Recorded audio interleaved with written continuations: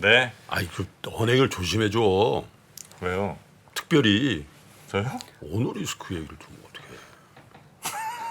아니 왜요? 아니, 걱정을 많이 하시더라고 우리 채팅에서. 오늘 저 버거킹 쏠 때도 너무 막 아니 그것도 지금 하지 다 마. 지금 저 색이 바랬어요. 왜? 아니 주말 사이 그 뉴스 나오는 바람에 아 정프로 저거 저 버거킹 저 이제 무슨 버거킹 매장을 사줘야지 버거킹 사주면 되겠냐고. 큰일 났어. 아이고. 다 베렸어 다 베렸어. 아 정말 사놓고도 욕 먹는다고 이렇게 되면. 아유 됐어요. 내가 좀 지원해 줄게. 진짜요? 네. 아, 절반만 좀 싸주세요. 알았어. 네. 자 그러면 저 우리 박병창 이사님 모시겠습니다. 어서 오십시오. 어서 예, 오세요. 안녕하십니까. 네 반갑습니다. 자 이따 서희 여의도 한번 오세요 버거킹으로. 네. 10시 반에 제가 햄버거 오늘이요? 쏘기로 했어요. 아 예. 박 이사님 배달해 드려. 바쁘셔. 아 이거 오신 분들 제가 저 그리고 저 뭐야 그 전시회 티켓 한 장씩 드리겠습니다. 이게 뭐 하는 짓인지 모르겠어. 정프로는. 박 이사님. 네. 자 그러면 한 주 정리하면서 또 시작해 볼까요? 예, 지난주 다우 2% 올랐고요. S&P 500이 0.69% 네. 올랐는데 나스닥은 0.57% 하락했습니다. 그리고 지난주 금요일 날은 뭐 그냥 혼조입니다. 보합권 근처에서 왔다 갔다 했고 눈치 보기가 심했다라고 보시면 될 것 같고 특징만 좀 말씀을 드리면 다우존스 산업지수가 10거래일 연속 상승했고요.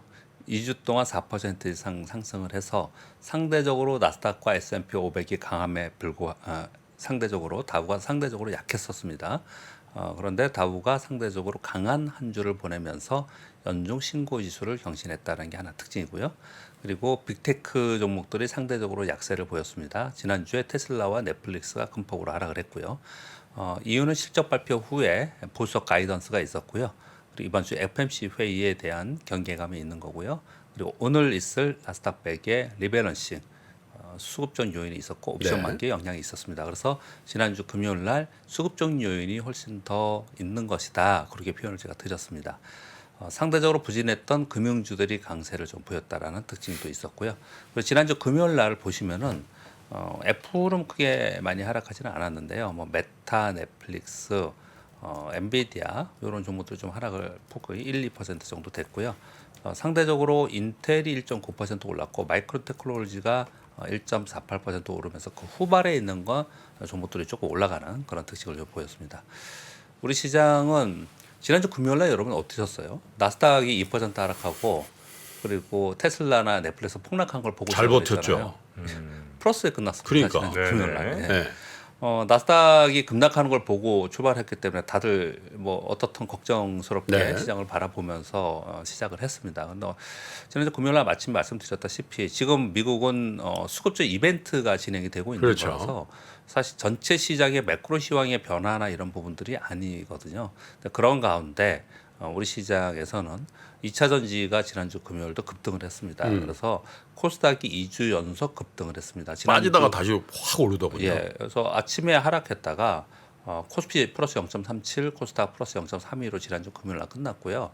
그리고 코스닥은 지난 한 주 동안 4.2%가 올랐습니다. 코스피는 0.7% 하락했고, 네. 그래서 차트가 달라요. 나스닥과 다우존스 산업지수, 우리나라 코스피와 코스닥의 차트가 다른데 그건 좀 이따 살짝 보여드리도록 하겠습니다. 매일경제 신문의 뉴스의 타이틀이 이런 타이틀입니다. 에코프로 주가 급등에 공매도 백기투항.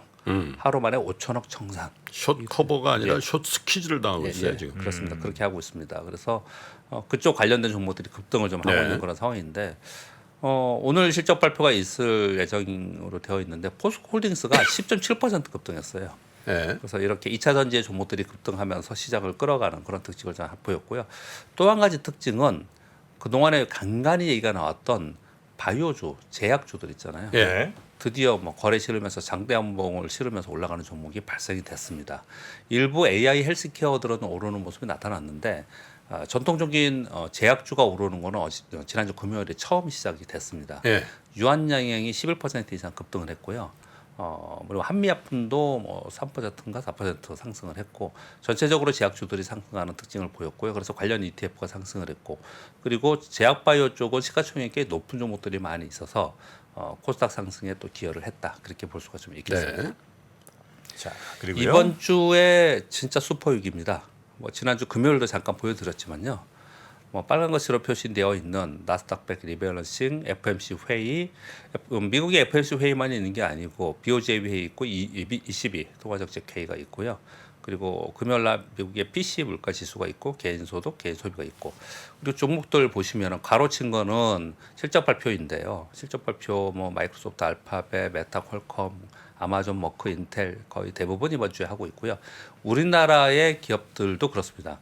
우리나라 기업들도 포스코홀딩스, SK 하이닉스, 삼성전기, LG엔솔, LG로테, LG디스플레이, 삼성전자, LG전자, 삼성 SDI, SK이노베이션 쭉 빠르게 불러드렸는데 거의 대부분 주요 종목들이 이번 주에 실적 발표를 합니다. 그래서 지난 주에 시황을 설명을 좀 드리면서 예. 지금 요즘에 좀 강했던 종목이 좀 빠진 종목도 좀 있었거든요. 지금 수급 때문에 올라가는 종목을 여러분들이 쫓아서 추종해서 거래하기가 만만치는 않을 것 같고 상대적으로 그런 사이에 좀 빠진 종목들을 내가 지금 매수 접근을 해야 되느냐라는 부분은 이번 주에 이런 빅 이벤트들이 많이 있기 때문에 이번 주를 좀 살펴보자라는 관망의 심리가 훨씬 더 있는 것 같다. 그렇게 좀 말씀드릴 수 있겠습니다. 네. 근데 그 숏 스퀴즈랑 숏 커버가 뭐가 다른 거예요? 뭐 커버보다는 스퀴즈 당했다고 하는 게 훨씬 더 강도가 강하죠. 두 개가 아니, 다른 뭐 거예요? 본질은 같은 건데. 같은 거예요? 같은 건데요. 이제 숏 커버를 선체 어떻게 할 거냐. 근데 스퀴즈는 표현 자체를 급히 손실을 방지하기 위해서 네. 하는 그런 것들을 얘기를 하는 거죠. 네, 커버는 약간 자발성이 있는 예, 거라고 한다면 예. 스퀴즈는 안 하면 자기가 죽게 돼 있는 그런 급박한 어감의 차이가 있죠. 온도의 차이인 거군요. 네, 네, 네. 저는 쇼키즈 같은 매매 자체는 같은 거고요. 그렇습니까? 네. 보시면 될 것 같고요. 자, 오늘 시황 이번 주 시황 전망 투자 전략 이런 거 말씀드리면서 어떻게 하실지 뉴스를 들어보면 대부분 아실 것 같은데요. 자, 이런 말씀을 한번 드려볼게요.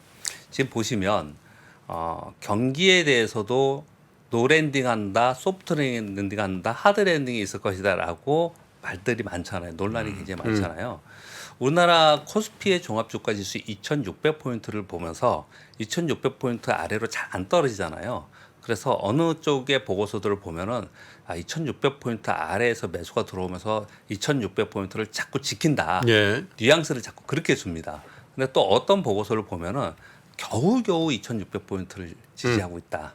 그러니까 떨어졌다가 올라오는 것도 겨우겨우 올라오고 있다. 이렇게 표현을 해요. 굉장히 지금 말씀하셨던 좀 전에 것처럼 온도차가 굉장히 있는 거예요. 이 얘기를 또 꺼내드리는 거는 말씀드리는 이유는 반도체 섹터 있잖아요. 예. 반도체 섹터도 좀 긍정적으로 보는 쪽은 이번 2분기 지나고 하반기에 들어서 지금 맨 마지막에 요 뉴스가 있어서 말씀을 드리는 건데요. 이제 저점을 찍고 적자가 축소되고 4분기에 삼성전자가 흑자로 전환될 수 있다. 그리고 주요 선단 공정의 성장성이 있기 때문에 반도체가 좋다라는 쪽의 의견들을 쭉 갖고 가는 흐름들이 한 축이 있고요. 그런데 뉴스를 간간히 여러분 보시면은 여전히 터닝하기 어렵다. 내년에도 어려울 것이다. 이런저런 이유들 대면서 그런 얘기들을 꽤 하고 있거든요. 그래서 지금 상황의 시황이 어느 한쪽의 무게감이 더 많이 실려 있지 않아요. 네. 그냥 각자의 의견대로 막 이렇게 있어요. 그 얘기 뭐냐면 변동성이 있다라는 시장이라는 얘기고 또 하나는 시황 자체가 추세를 갖지 못하는 시황일 가능성이 있다라는 거고요. 그 안에서 조목 장세가 이루어지는 거고 조목 장세에서는 더더욱이나 수급적 이유에 의해서 예. 차별화가 많이 된다. 이게 현재 시장이다라고 해석하시고 거기에 맞는 거래를 하고 내 종목의 흐름도 거기에 맞게 판단을 하셔야 된다라는 부분을 좀 설명드리고자 하는 겁니다. 이런 거잖아요. 그런 흐름에 대해서 시장에 대해서 정의가 있어야지 어떤 종목 내 종목은 실적 좋다는데 왜 이렇게 안 돼? 요즘에 이번에 자동차 실적 좋다는데 아까 좀 부정적인 얘기도 아까 뉴스에 있긴 했지만 근데 자동차가 뭐 그렇게 많이 추세적으로 오르고 그러지 않단 말이에요. 그런 것들이 왜 일어나는가 뭐 이런 부분들에 대해서는 지금 시장에 대한 정의가 있어야지만 해석이 된다. 또는 정말 포스코홀딩스가 지난주에 12% 금요일에 12%막 오르니까 이거 미친 거 아니냐, 더위 먹은 거 아니냐, 막 이런 표현들을 써요. 네. 당연히 그 대형주가 10%막 오르니까 표현은 그렇게 하지만 왜 그런가에 대한 해석 자체가 지금 시장을 이해해야지만 그럴 수 있다. 그 말씀을 드리고자 일단 지금의 상황이 어떤지 먼저 전제를 드렸습니다. 그런 전제 하에 예. 이번 주에 비 이벤트들이 굉장히 많습니다. 그래서 이번 주의 이벤트는 하반기를 가늠할 슈퍼 위기라고 볼 수 정도 있습니다. 왜냐하면 주요 기업들이 실적 발표하면서 하반기 가이던스를 내놓는 거죠. 그리고 미국 FOMC도 이번에 끝나고 나서 파월 의장이 하반기에 9월의 금리 또는 하반기 경기에 대해서 커멘트를 할 거 아닙니까? 당연히 하반기에 가늠할 굉장히 중요한 슈퍼 위기다 이렇게 네. 보시면 될 것 같고요.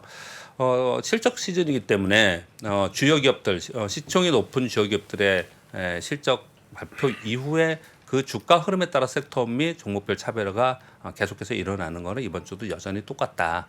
그리고 미국 역시도 주요 빅테크들의 수급 이슈가 더 우선되고 있다라는 시장의 상황이다 이해하시면 될 것 같고요. 그래서 저는 개별 종목 장세가 뭐 이번 주에도 계속 이어질 수밖에 없지 않나라고 생각을 합니다. 우리 시장은 더더욱 그렇습니다. 제가 수급 우선의 시장이다. 사실은 주식 시장에서 수급이 우선합니다. 네. 그런데 그것이 얼마나 더 이렇게까지 부각이 되느냐 때문에 더 이렇게 말씀을 드리는 것뿐이에요. 근데 최근에 한 2, 3주 동안은 더더욱 그렇습니다. 그래서 어떤 기사에 이런 기사들을 썼더라고요. 개인들이 매수하면 주가 올라가 쇼커버하고 주가가 오르면 거기에 해당되는 ETF는 또 매수해야 되고 그리고 거기에서 또 주가 많이 올라온 종목들은 MSCI 편입 이슈가 있고 MSCI 편입 이슈가 된 종목들이 지금 많이 올라요. 그러니까 이게 다 수급 요인이거든요. 이게 사실 전체적으로 역대까지가. 그러니까 지금 상황에서는 그런 상황인데 그러면 뭐 다 빼고 갇히고 뭐고 다 빼고 수급만 가지고 시장이 움직이냐? 시장 그렇지는 않아요. 일정 구간 동안에만 살짝 그런 게 있을 수 있거든요. 그런데 아무거나 다 그러는 게 아니고요. 아무 종목이나 다 수급이 들어오고 막 이런 현상이 벌어지는 게 아니고 실적과 지금 현재 실적이 좀 떨어지더라도 성장 스토리가 있는 섹터 및 종목 중에서 차별화돼 가지고 딱 집중적으로 이루어지는 겁니다. 그래서 그런 부분들을 우리가 보면서 시장 해석을 해야 된다라는 부분 하고요. 네. 그리고 순환하고 있는 긍정적인 부분은 순환하고 있다는 게 굉장히 긍정적인 네. 겁니다. 연초에 있었던 섹터 굉장히 좋았던 섹터들이 있었고 또 다시 조금 쉬었다가 2차 전지 굉장히 좋았고 반도체 또 좋은 모습을 나타내고 있고 거기에 지금 바이오 제약주 전통적인 제약주가 올라오기 시작을 했습니다. 그러다 보니까 전체적으로 순환하고 있는 수급이라서 시장의 분위기는 나쁘지 않고 네. 시장의 분위기가 나쁘지 않으니까 개별 종목 장세가 계속 진행된다라고 보시면서 우리가 투자를 해나가자 그렇게 그래요. 말씀을 드리겠습니다. 네. 네. 아까 제가 잠깐 차트 보고 넘어간다고 네. 말씀드린 건데요. 지난주 이거 주봉입니다. 나스닥은 뭐 연중에 있었던 박스권을 돌파하고 아주 힘차게 계속 갔었고요. 그래서 지난주에는 윗꼬리가 이렇게 달린 음봉이 발생이 됐어요. 그러니까 상대적으로 나스닥이 약했잖아요. 이 밑에 있는 박스권을 제가 굉장히 오랫동안 보여드리면서 다우존스 산업지수는 이 박스권을 못 넘기고 왔다 갔다 했거든요. 근데 지난주에 다우존스 산업지수가 이걸 딱 넘어서 버렸어요. 이 다우존스 산업지수는 작년에 빠진 폭이 그렇게 크지 않습니다. 이게 넘어섰다라는 것은 상당히 의미가 사실 있습니다. 물론 이건 역시도 수급적 요인에 의해서 나스닥 100에 있는 빅테크가 일부 조정을 보이는 동안에 이게 올랐다라고 해석도 할 수가 있겠지만 네. 기본적으로 산업재들이 많은 경기 사이클 상에 있는 기업들이 꽤 있는 물론 종목이 이렇게 많지는 않지만 그런 기업들이 있는데 경기가 침체기로 간다 경기가 안 좋다라고 하는 과정에 되면은 다우존스 산업지수는 계속 주춤하거든요. 근데 이게 지금 이 박스권을 돌파하고 있는 상황이에요. 그래서 전체적으로 미국 시장도 계속 쏠림 현상을 걱정을 했지만 그 쏠림 현상이 무너지면서 그럼 다른 시장도 같이 떨어지고 종목도 같이 떨어져야 되는데 그러지 않다라는 거예요. 시장이. 예, 그런 부분들을 좀 이해하시면 될 것 같고 그러면 앞으로는 나스닥은 빠지고 다우존스 산업지수 상대적으로 강할 거냐? 그리 오래 가지는 않을 것 같아요. 일단 계속 강세였던 연초부터 상반기 강세였던 섹터가 더 강하게 가는 게 맞지 않을까. 지금은 요 구간에서 그런 게 아닌가라는 개인적인 의견을 좀 말씀드리겠고요. 네. 그리고 이거 코스피 지수입니다. 코스피 지수는 2,500 돌파하고 2,650 찍고 다시 2,500 근처 왔다가 양봉 크게 주고 지금 주춤주춤 하고 있거든요. 그런데 코스닥을 보면요. 코스닥은 지난 4월에 있는 걸 그냥 확연하게 넘기면서 그냥 1000포인트를 지금 향해서 가고 있는 상황이에요. 확연하게 다른 상황이고 이런 시장이기 때문에 우리 눈으로 보면은 코스닥에 있는 시총 상위 종목이나 그리고 수급적 차별화가 되어 있는 종목들은 완전 급등하는 현상이 나타나고 있다는 거죠. 지금 코스닥 지수만 보면 이걸 종목으로 본다면 굉장히 센 거예요. 이건요.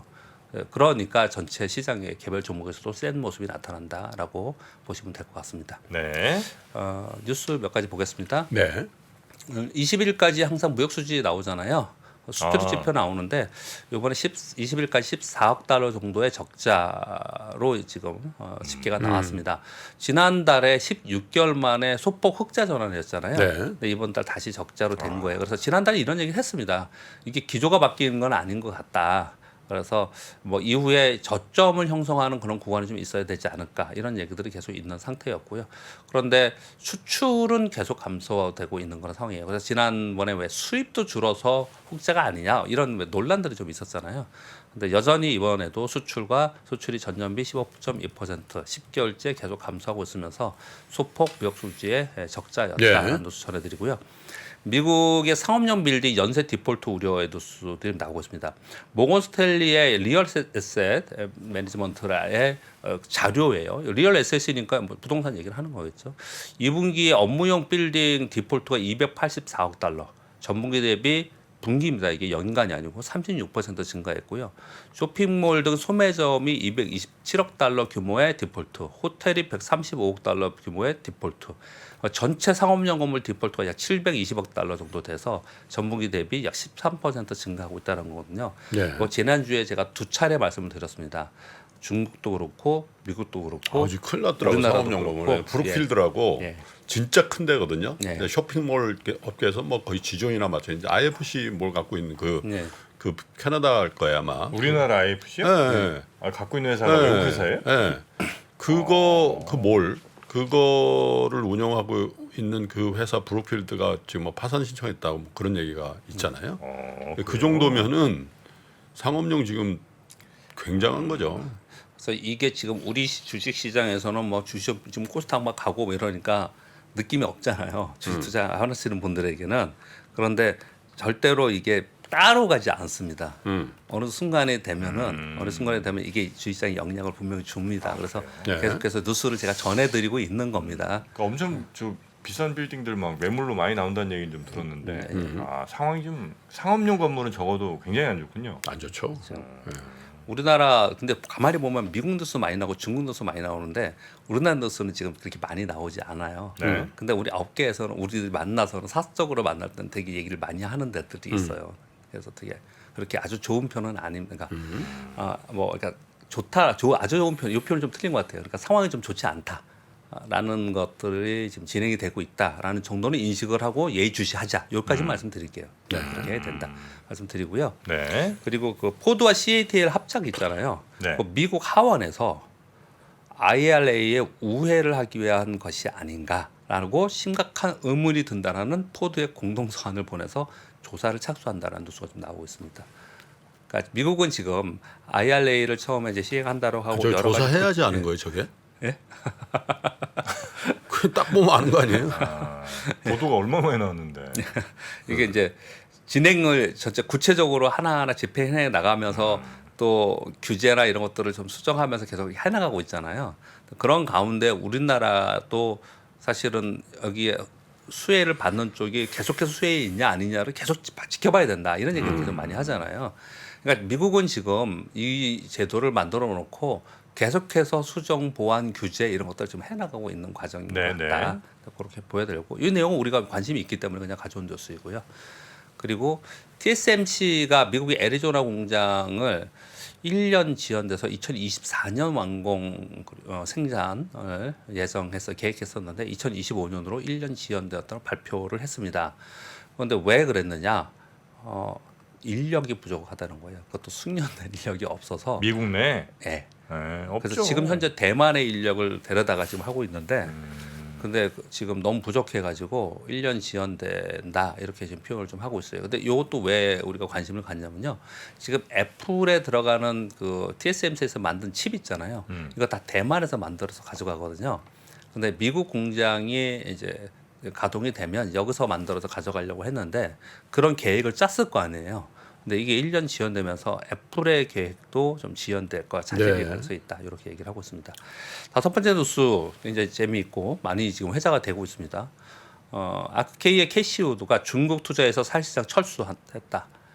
투자자들과의 웹 세미나, 그러니까 여기는 운영사니까 투자자들하고 웹 세미나를 하면서 아크K에서 투자했던 중국 투자 전량 매각했다.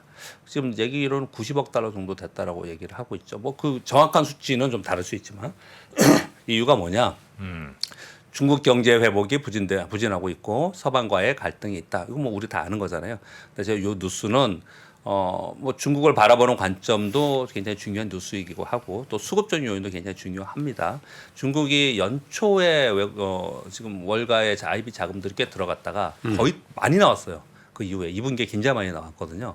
근데 아마도 이런 부분들이 다 영향을 줄 것 같은데 제가 중요하게 생각했던 점 중에 하나가 캐시우드가 웹 세미나를 하면서 이렇게 얘기를 한 게 이 내용이 정말 공감이 가서 가져왔습니다. 약세장 기간에는 늘 그랬듯이 가장 신뢰하는 종목들에 집중할 것이다.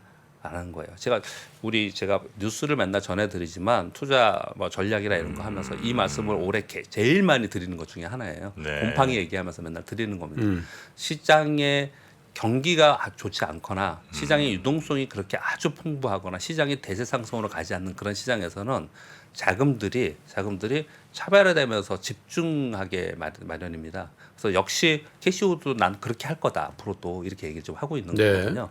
그러니까 지금 그게 우리 시장에서 나타나는 현상이라는 걸 계속해서 이해하고 정의하고 시장을 봐야 된다. 이 말씀을 드리고자 하는 겁니다. 테슬라 사이버 트럭 있잖아요. 이게 예약 주문이 190만 건 이상이 됐다고 합니다. 그래서 이 상황으로 계속 가면 출고 대기가 5년 이상이 될 가능성이 있다라는 뉴스가 나오면서 인기를 좀 끌고 있는 것 같습니다. 네. 그리고 마지막으로 지금 실적 시즌이잖아요. 각 증권사에서 보고서들이 많이 나오고 있습니다. 결론만 좀 말씀드리면 NH투자증권이나 뭐 대진증권 요 두 개만 일단 가져왔는데요. 전체적으로 코스피의 순이익 매출액 그리고 순이익 전망치는 바닥을 형성 후에 약간 올라가고 있습니다. 그걸 좀 보여드릴게요. 네. 이게 뭐냐면요. 2023년 포워드 순이익이에요. 요 굵은 선이요. 그리고 요 지금 12개월 순이익 포워드가 밑에서 바닥을 찍고 이게 계속 내려왔잖아요. 꽤 오랫동안 내려왔지 않습니까? 이게 올라가기 시작을 하고 있다라는 거예요. 그래서 전체적으로는 우리나라에서도 저점에 대한 기대감이 있고 그런 보고서들이 많이 나오고 있다라는 게 첫 번째 말씀드리는 거고요. 그 다음에는 섹터 얘기하는 건데요. 반도체, 자동차, 운송, 조선, 기계 업종 실적 전망을 상향한다. NH에는 그렇게 봤고요. 네. 그리고 대신에서는 반도체는 적자 축소, 기계, 자동차, 철강, 통신은 상향, 정유, 화학, 금융은 경계. 표현이 이쪽은 상향 그랬고 이쪽은 하향이라는 표현을 쓰지는 않죠. 경계 이렇게 했습니다. 그러면서 반도체, 자동차, 기계, 2차 전지는 비중 확대 의견을 줬는데 이것도 그대로 이건 이제 가이던스, FN 가이드라 이런 가이던스이기 때문에 많은 보고서들의 전망을 평균적으로 해놓은 거니까 이 의미는 좀 있습니다. 보시면 어디가 제일 전망치에 변화가 많이 생겼냐를 봤더니 아까 거기에 그대로입니다. 반도체, 자동차 부품, 운송, 기계, 조선, 무역 여기까지요. 그리고 다른 쪽들은 좀 많이 떨어지는 데가 많다. 근데 많이 떨어지는 데를 보면은 어느 쪽이냐면은 경기와 관련되어 있거나 또는 소비 쪽이 좀 많이 떨어져 네. 있습니다. 그러니까 참고로 이번 실적 발표를 맞이하면서 참고하시면 좀 도움이 되지 않을까라고 생각합니다. 네. 자, 우리 박병창 이사님, 혹시 좀 휴가는 안 가십니까? 계획은 아직 없습니다. 아니, 그냥 하루 정도. 뭐 계획도 없는 분을 왜 아니, 물어봐? 요즘 제일 휴가철이라 많이들 빠지셨더라고요. 계획은 없는데 물어보면 하루 쉬어야겠습니다. 아니, 법원도 일주일 동안 안 열린대요. 법원. 에이 설마. 아, 진짜 그랬대요. 문 변호사가 알려주는데. 에이 그건 말도 안 되지. 그러면 거기 법원 가서 처리해야 될 등기니 뭐 이런 거 다 일주일 쉰다는 거예요. 중국입니까? 아니, 제가 들은 아니 건 그건 그런데 말도 안 되지. 그거 재판 뭐 이런 거 다 쉰다고. 일주일 동안. 한꺼번에? 네. 그래서 그게 말이 되나? 이렇게 생각했는데. 아니 뭐 예를 들면 현대차라든지 이런 제조업은 제조업은 하죠. 네. 한꺼번에 다 쉬고 네. 네. 제일 피크가 저기죠. 7월 말에서 7월 말에서 8월 초. 예, 그러니까 요번 주인가가 아마 그 쉰다는 것 같아요. 맞습니다. 이번 주. 법원이? 법원. 맞을 거예요 아마. 제가 아니 그거는 진짜 상식적으로 이해가 안 된다. 법원 쉴 거예요. 아마. 법원이 어떻게 쉬어? 휴정기가 있어요. 휴정기가 맞아요. 있어요. 그래갖고 2주입니까? 2주인가 보네. 2주야? 전 한 주인 줄 알았는데 2주간 쉬나 봐요. 아니 뭐 쉬셔야죠 뭐. 자, 난 진짜 몰랐어요. 그러니까 뭐 저도 몰랐습니다. 그 등기 업무 같은 건 좀 하고 재판만 신데 재판만. 재판이 그렇겠지. 신다고. 예, 법원이 재판부. 예, 왜냐면 이제 추정한다고. 그게 다 연결돼 있으니까 네. 막 휴가를 따로따로 막 이렇게 가는 것보단 그렇게 딱 일괄적으로 쉬고 나서 이렇게 그렇게 하는가 보네. 그쪽 일이 뭐 우리 갈 일이 없으니까 모르는 거죠. 나 정말 몰랐어요. 네, 우리 박병창 이사님 오늘도 고생하셨고요. 예. 이번 한 주도 잘 부탁드리겠습니다. 네, 감사합니다. 감사합니다. 아시아 외환위기 이후에 글로벌 경기가 안 좋아질 것 같으니까 미국이 금리 인상을 천천히 하게 되거든요. 근데 이때 IT 관련 산업이 굉장히 빠르게 성장을 하는데 금리 인상이 생각보다 늦다 보니까 이게 무엇을 만들게 되냐면 닷컴 버블을 만들게 됩니다. 외환 위기부터 닷컴 버블, 금융 위기, 인플레이션의 부활까지 대한민국 최고의 거시경제 전문가 오건영의 경제 이야기를 서점에서 만나보십시오.